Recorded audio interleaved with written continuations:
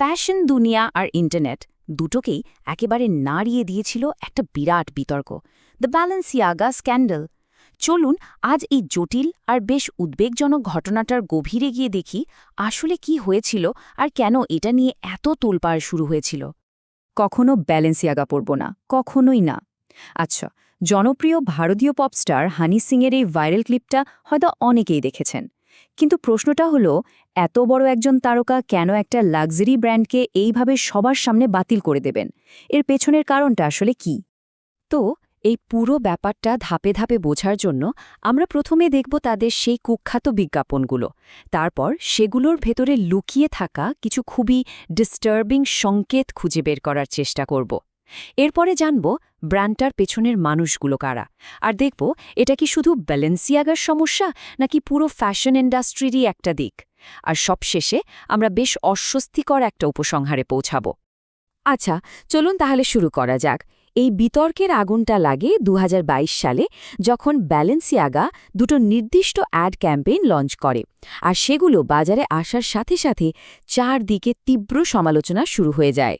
এই দুটো ক্যাম্পেইনই ছিল বিতর্কের একেবারে কেন্দ্রে। একটার নাম ছিল হলিডে ক্যাম্পেইন, যেখানে মডেল ছিল শিশুরা, আর অন্যটা ছিল একটা অফিস ক্যাম্পেইন। মানে দুটোই বাইরে থেকে দেখতে বেশ সাধারণ মনে হলেও এর ভেতরে অনেক কিছুই কিন্তু লুকানো ছিল। এই হলিডে ক্যাম্পেইনের ছবিগুলো ছিল খুবই উদ্বেগজনক। এখানে ছোট ছোট বাচ্চাদের হাতে টেডি বিয়ার ধরিয়ে দেওয়া হয়েছিল, কিন্তু সেই টেডি বিয়ারগুলোকে পরানো হয়েছিল বিডিএসএম স্টাইলের পোশাক, যেগুলো সাধারণত প্রাপ্তবয়স্কদের জিনিস। শুধু তাই না, ছবিতে চোকার আর মদের ফ্লাস্কের মতো জিনিসও দেখা গেছে। একটা ছবিতে তো একটা ছোট বাচ্চার ঠিক পাশেই সোফার ওপর একটা ওয়াইন গ্লাস রাখা ছিল। আর ভাবুন, এই সব কিছুর উদ্দেশ্য ছিল নাকি শুধু একটা হ্যান্ডব্যাগ প্রমোট করা? কিন্তু প্রশ্নটা হলো, এটা কি শুধুই একটা ভুল ছিল, মানে একবার হয়ে গেছে এমন কিছু, নাকি এর পেছনে আরও গভীর আরও অন্ধকার কিছু লুকিয়েছিল? এই প্রশ্নটাই আমাদের ওদের দ্বিতীয় ক্যাম্পেইনটার দিকে নিয়ে যায়। হলিডে ক্যাম্পেইন তো ছিল বিতর্কের শুরু, কিন্তু তার থেকেও বেশি অস্বস্তিকর ছিল অফিস ক্যাম্পেইনের ছবিতে লুকিয়ে রাখা কিছু জিনিস। এগুলো এমনভাবে রাখা হয়েছিল যা সাধারণ চোখে এড়িয়ে যেতে পারে, কিন্তু এগুলোই ছিল বিতর্কের আসল কারণ। এই অফিস ক্যাম্পেইনের ছবিতে আরও ভয়ঙ্কর কিছু জিনিস পাওয়া যায়, যেমন একটা ব্যাগের নিচে চাইল্ড পর্নোগ্রাফি সংক্রান্ত একটা মামলার সুপ্রিম কোর্টের ডকুমেন্ট রাখা ছিল। মাইকেল বর্মেন্স নামে একজন আর্টিস্টের একটা বই ছিল, যার ছবিতে শিশুদের খুব অস্বস্তিকরভাবে দেখানো হয়েছে।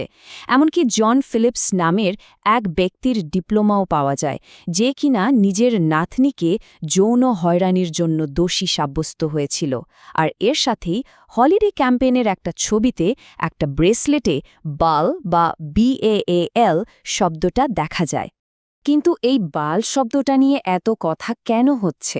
কারণ প্রাচীন গ্রন্থগুলোতে বাল হল এক ধরনের শয়তান, যার সাথে শিশুদের বলি দেওয়ার মতো ভয়ঙ্কর সব আচারের সম্পর্ক আছে বলে মনে করা হয়। এখন প্রশ্ন হল, একটা ফ্যাশন ফটোশ্যুটে, বিশেষ করে যেখানে বাচ্চাদের ছবি আছে, সেখানে এই নামের উল্লেখ কেন করা হলো? তো এই বিতর্কের পর স্বাভাবিকভাবেই প্রশ্ন ওঠে ব্র্যান্ডটার পেছনের মানুষগুলোকে নিয়ে। মানে কারা এসব ডিজাইন করছে, কারা অ্যাপ্রুভ করছে, তাদের ব্যক্তিগত ইতিহাস বা কাজের ধরনের সাথে এই কেলেঙ্কারির কোনো সম্পর্ক আছে কিনা। প্রথমেই যার কথা আসে তিনি হলেন ব্যালেন্সিয়াগার ক্রিয়েটিভ ডিরেক্টর ডেমনা ভাসালিয়া। ব্র্যান্ডের পুরো ক্রিয়েটিভ দিকটা তিনিই সামলান। ব্যালেন্সিয়াগায় আসার আগে ডেমনার নিজের একটা ব্র্যান্ড ছিল, নাম ভেতমং। তার পুরনো ডিজাইনে প্রায়শই শয়তানবাদের নানা প্রতীক ব্যবহার করতে দেখা যেত।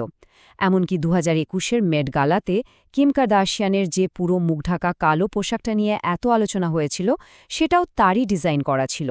অনেকেই এটাকে একটা ডার্ক বা অন্ধকারাচ্ছন্নতার প্রতীক হিসেবে দেখে। এরপর যার নাম আসে তিনি হলেন লোটা ভোলকোভা, ব্যালেন্সিয়াগার সাথে যুক্ত একজন খুব প্রভাবশালী ফ্যাশন ডিজাইনার এবং স্টাইলিস্ট। লোটা ভোলকোভার ব্যক্তিগত স্টাইল আর সোশ্যাল মিডিয়া পোস্টগুলো বেশ বিতর্কিত। তিনি প্রায় বিডিএসএম স্টাইলের চোকার পরেন, যেটা বিজ্ঞাপনের ছবিতেও দেখা গেছে। অভিযোগ আছে যে তিনি একবার সোশ্যাল মিডিয়ায় বাধা অবস্থায় কিছু বাচ্চার ছবি পোস্ট করে ক্যাপশনে লিখেছিলেন হলিডেজ। তার আরেকটা পোস্টে তো একটা বাচ্চার বিছানার ওপর শয়তানের মতো একটা ছায়ামূর্তিও দেখা গিয়েছিল। এই তালিকায় আরও একজন ব্যক্তি আছেন, গোসার রুবচিন্সকি। তিনি লোটা ভোলকোভার ঘনিষ্ঠ বন্ধু এবং ফ্যাশন ইন্ডাস্ট্রির আরেক বিতর্কিত চরিত্র। গোসার বিরুদ্ধে অভিযোগটা আরও গুরুতর। তার বিরুদ্ধে এক ১৬ বছর বয়সী ছেলেকে অনুপযুক্ত ছবি পাঠানোর জন্য চাপ দেওয়ার অভিযোগ ওঠে, আর ফাঁস হওয়া কিছু চ্যাটলগ সেই অভিযোগকে অনেকটাই সমর্থন করে। এটাকে ফ্যাশন ইন্ডাস্ট্রির সেই অন্ধকার দিক, অর্থাৎ কাস্টিং কাউচ সংস্কৃতির একটা উদাহরণ হিসেবে দেখা হয়। এই সব ঘটনাগুলো জানার পর মনে একটা প্রশ্ন আসেই যে এই সমস্যাগুলো কি শুধু ব্যালেন্সিয়াগার মধ্যেই সীমাবদ্ধ, নাকি এটা আসলে বিলাসবহুল ফ্যাশন ইন্ডাস্ট্রির একটা অনেক বড় আরও গভীর সমস্যার অংশ। আর খোঁজ নিতে গিয়ে দেখা যায় যে ব্যালেন্সিয়াগা একা নয়, আরও ৩টি বড় ব্র্যান্ডের বিরুদ্ধেও একই রকম কিছু উদ্বেগজনক অভিযোগ উঠেছে: গুচি, ডিওর এবং স্কিন মেডিকা। এই অভিযোগগুলো শুনলে বোঝা যায় সমস্যাটা আসলে কতটা গভীরে। যেমন গুচির প্রতিষ্ঠাতার নাতুনি অভিযোগ করেন যে তিনি তার সৎ বাবার দ্বারা শিশু নির্যাতনের শিকার হয়েছিলেন এবং তার মা জেনেও কিছু করেননি। ডিওর মাত্র ১৪ বছর বয়সে সোফিয়া মেচোটনারকে তাদের ব্র্যান্ডের মুখ বানিয়েছিল। আর স্কিন মেডিকা, একটা স্কিন কেয়ার ব্র্যান্ড, তাদের বিরুদ্ধে অভিযোগ আছে যে তারা নাকি তাদের ফেসিয়াল প্রোডাক্টে নবজাতকদের সুন্নত করা চামড়া ব্যবহার করে। এখন আমরা এই বিশ্লেষণের একেবারে শেষ পর্যায়ে চলে এসেছি। চলুন এতক্ষণ ধরে যে তথ্যগুলো আমরা দেখলাম সেগুলোকে এক জায়গায় করে দেখি এর থেকে কি বোঝা যায়, আর সবথেকে অবাক করা তথ্যটি বা কী ছিল। একটা থিওরি অনুযায়ী ব্র্যান্ডের নামটার মধ্যেই নাকি একটা গোপন সংকেত লুকিয়ে আছে। বালেন্সিয়াগার নামের মাঝে যদি একটা এ যোগ করা হয় তাহলে এটা হয় বালেন্সিয়াগা, যা থেকে সেই বাল শব্দটা আবার সামনে চলে আসে। এখন এটা কি শুধুই কাকতালীয়, নাকি এর পেছনে অন্য কোনো উদ্দেশ্য আছে? তাহলে সংক্ষেপে মূল অভিযোগগুলো হলো: বিজ্ঞাপনে জেনে বুঝেই উদ্বেগজনক ছবি ব্যবহার করা হয়েছে। ব্র্যান্ডের প্রধান ক্রিয়েটিভ ব্যক্তিরা অতীতে শয়তানবাদ এবং নানা বিতর্কের সাথে যুক্ত ছিলেন। এই ধরনের আচরণ হয়তো অন্যান্য বড় লাক্সারি ব্র্যান্ডের মধ্যেও দেখা যেতে পারে। আর সবচেয়ে বড় কথা হলো, এর মাধ্যমে সাধারণ গ্রাহকরা হয়তো নিজের অজান্তেই এই ধরনের কাজ আর মতাদর্শকে আর্থিকভাবে সাহায্য করছেন।